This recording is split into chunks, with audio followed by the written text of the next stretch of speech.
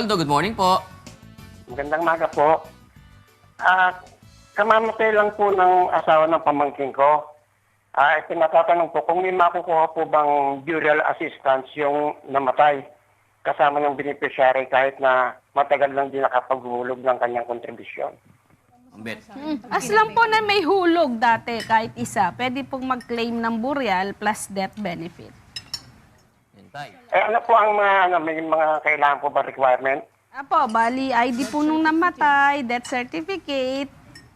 Yun po, kung yung magki-claim, death certificate, funeral receipt, tapos ID rin nung magki-claim at ID nung namatay.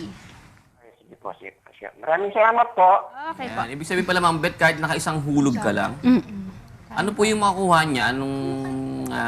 Benepisyo. Apo, Dalawa apo. yun eh. Apo. Isang funeral at isang death lump sum. Yung nakukuha po ba nung naghulog ng marami, pareho lang na nakuha nung naghulog ng isa? Iba. Kaya may pension yung... Wala na pag may asawa. Siyempre, mas malaki yung makukuha. Grela kagad si Doc Janice eh. Tinatanong ko lang naman para sigurado tayo, di ba? Sa burial tayo magpapare kasi maximum lang namin Sa burial, 20. pareho. Sa Yun burial tinatanong pareho. ko, Kahit isa rin Doc pareho. Janice. Yung fair pa rin yun, di ba? Kasi hindi naman niya nakasalanan kung namatay siya.